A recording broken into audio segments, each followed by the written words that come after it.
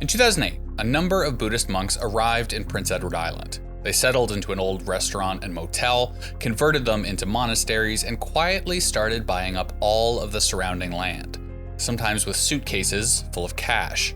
Over 15 years later, Bliss and Wisdom, the Taiwan-based Buddhist religious organization, has laid roots in P.E.I.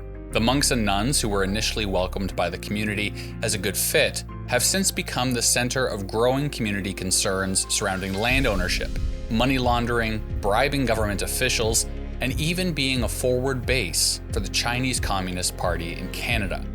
But when it comes to Bliss and Wisdom, determining the truth from the lies ranges from challenging to impossible.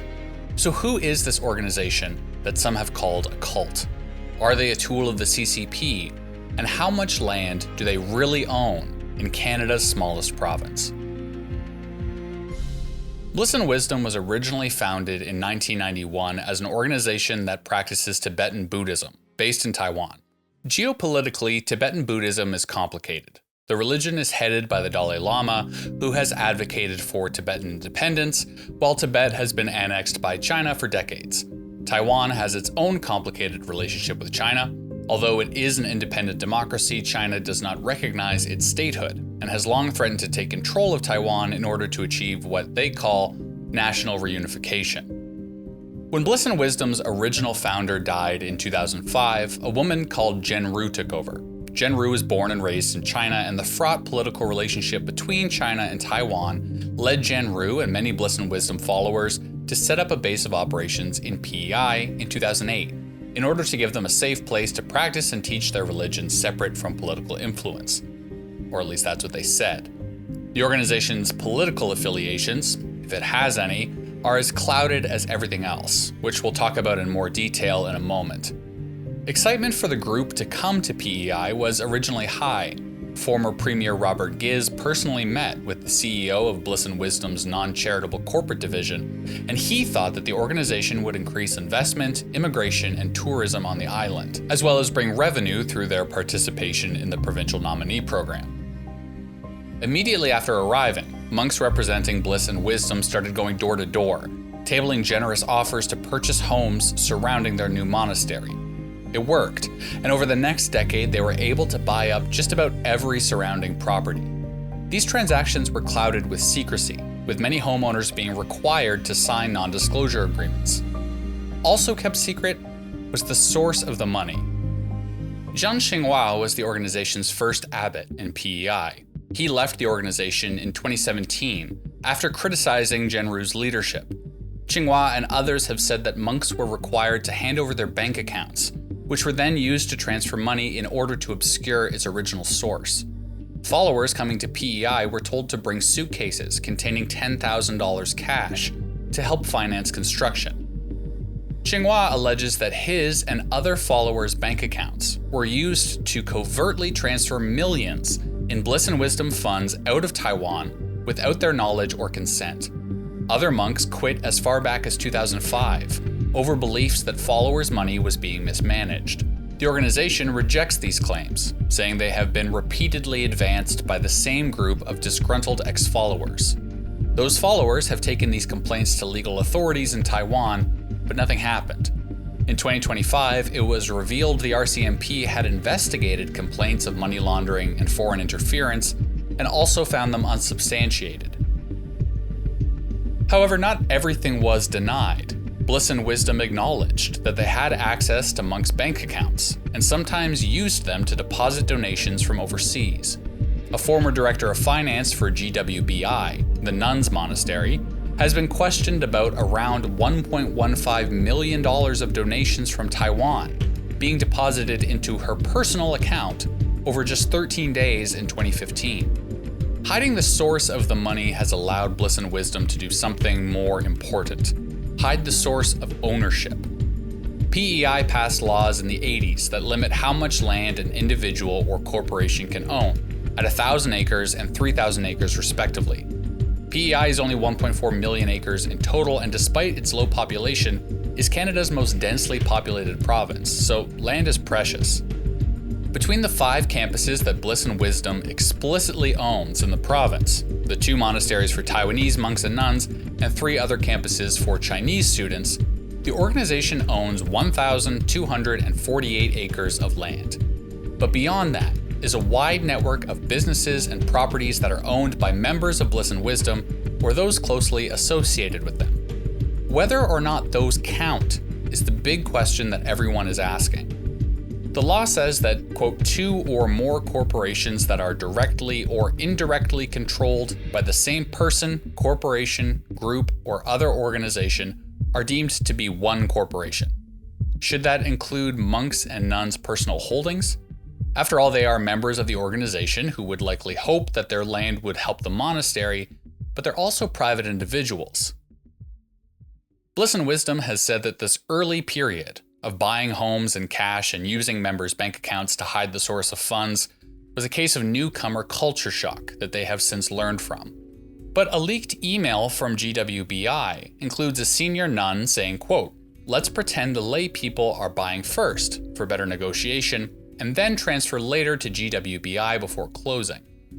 Their behavior suggests a larger plan to buy up land surrounding their monasteries and obscure who owns that land and where the money to buy it came from. Expanding in P.E.I. fits in perfectly with Master Zhen-Ru and Bliss and Wisdom's CEO K. Lu's broader vision. Since Zhen-Ru took power, the organization has grown to around 100,000 followers around the world, despite Zhen-Ru being labeled as a layperson and therefore not recognized as a spiritual leader by the Dalai Lama. Meanwhile, K. Lu has grown the business side of the organization, including Li Zhen Company, a P.E.I.-based enterprise that exports organic soybeans grown in the province and is one of the main moneymakers for Bliss and Wisdom. Taiwan's chapter of Bliss and Wisdom is funded largely by organic farming, and they've tried to bring that blueprint to P.E.I. as well. Meanwhile, a citizens organization, the Coalition for the Protection of P.E.I. Lands, has published that Bliss and Wisdom owns 17,000 acres, although that number has not been verified. And for reference, that would mean that they own significantly more land in the province than the Irving family. Numerous media outlets have tried to substantiate this number, but the coalition has said that they are unable to provide the information they used to reach the number.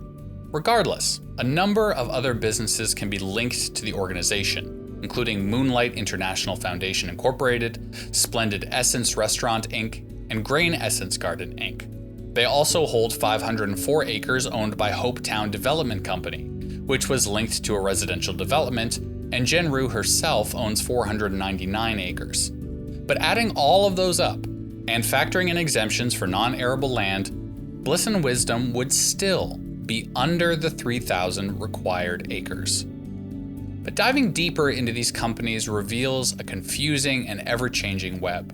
You see some expected connections. Splendid Essence Restaurant and Grain Essence Garden, which is the corporate name behind Li Zhen, both have K. Lu as a director and shareholder. Grain Essence Garden and Moonlight International Foundation, which is a nonprofit that has bought up huge tracts of land to use as animal shelters, both have Ping Se Chow as a director.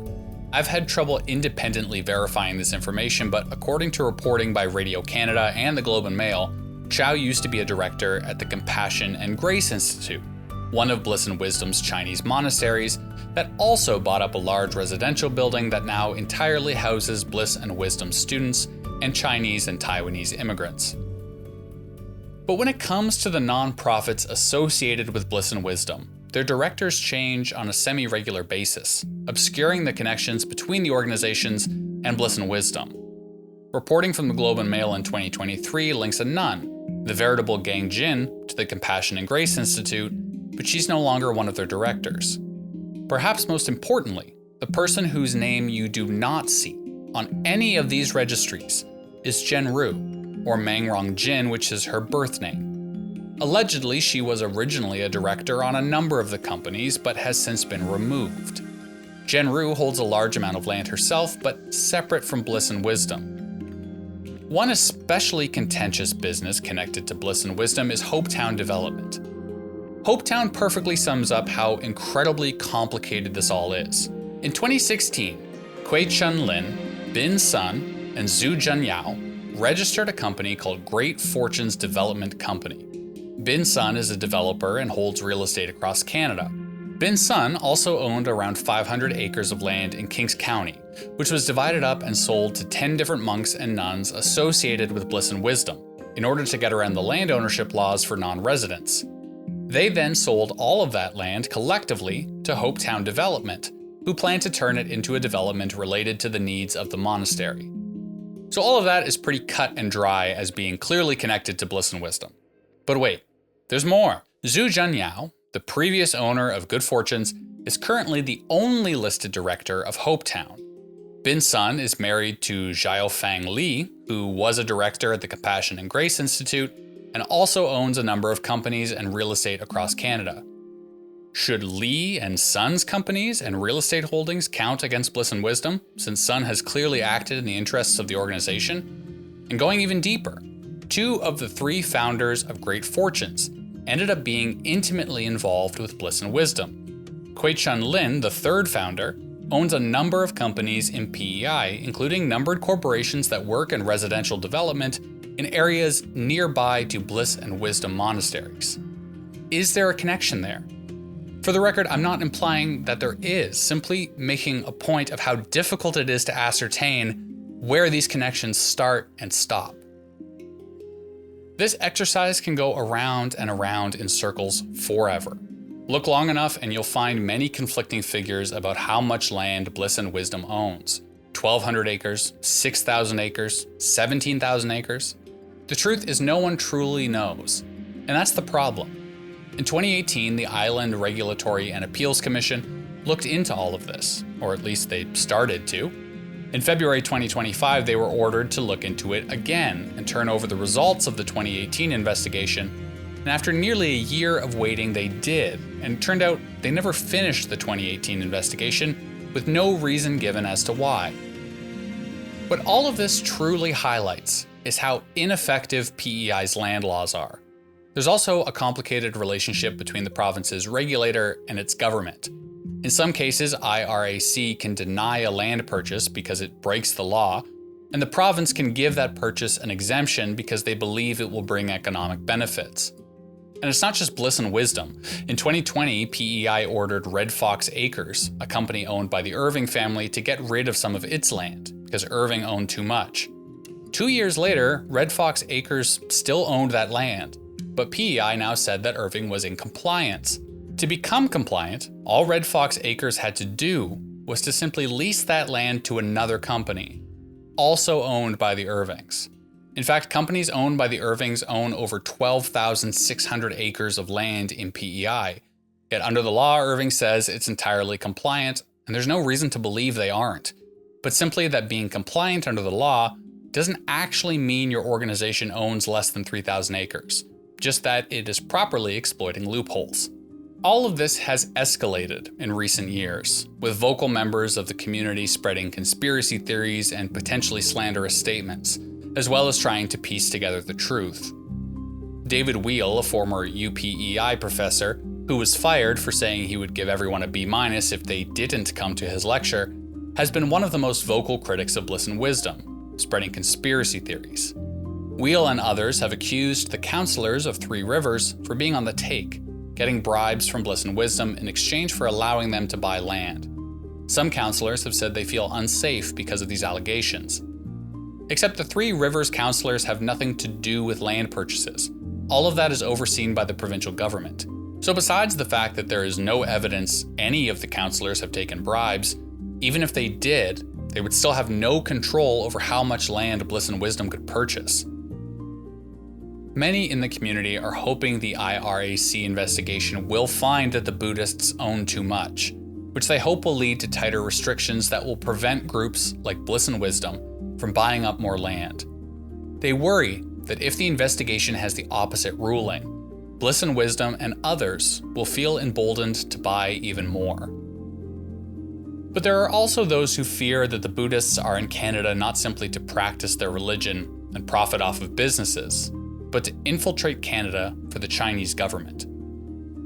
China has long looked to infiltrate and influence Tibetan Buddhist organizations and implant messaging that favors national reunification. Bliss and Wisdom and Zhen-Ru herself have been unable to shake allegations that they are closely tied to China. Some of these connections are tenuous.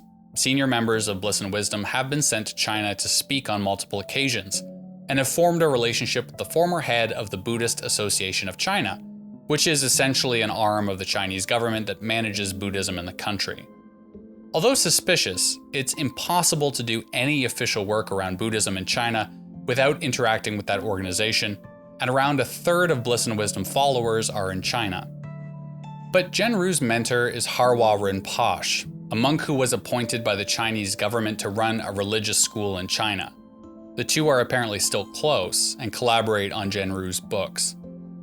Monks within the organization say these claims are completely false, that Bliss and Wisdom has no connection to the Buddhist Association in China, and these are simply religious exchanges that are not evidence that the organization is controlled by China.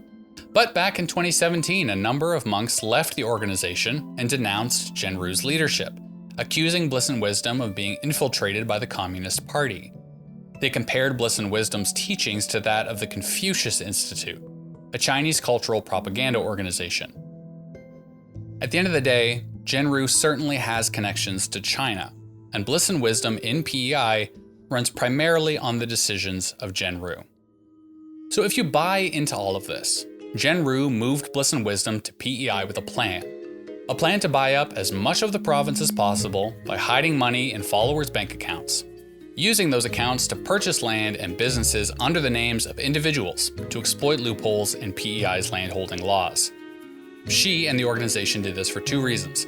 The first, to profit off of businesses in real estate and expand their influence, and second, to operate as a forward operating base for the Chinese Communist Party, whatever exactly that means. If you don't buy it, then Bliss and Wisdom is simply a religious organization that is a little culty, to be sure, who took advantage of a poor immigration system to come to P.E.I. and get away from politics that were complicating their way of life.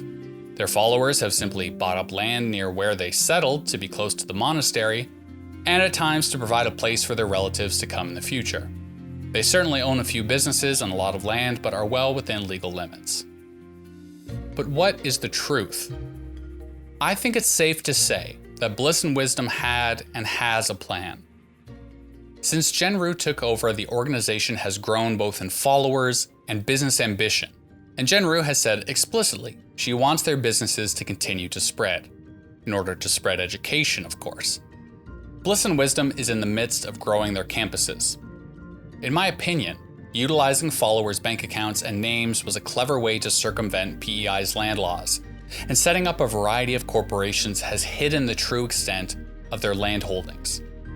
Whether the IRAC investigation will come to that conclusion, and if that would even be determined to be illegal, are very big questions that will matter tremendously to both Bliss and Wisdom and the locals who surround them.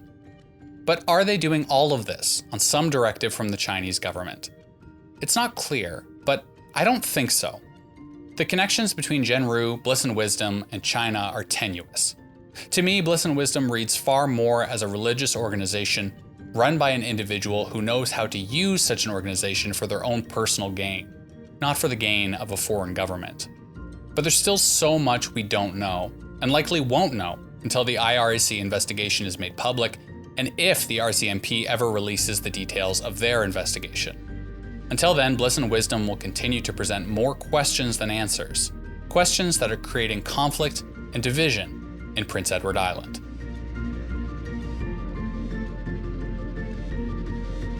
That's the end of the video. Thanks so much for watching. If you like stuff like this, please like, comment, subscribe, and ring the notification bell. And of course, an extra special thanks to everyone over at Patreon. If you want to support Canadian content like this, you can sign up over there. The link is in the description. Thanks, and I'll see you on the next one.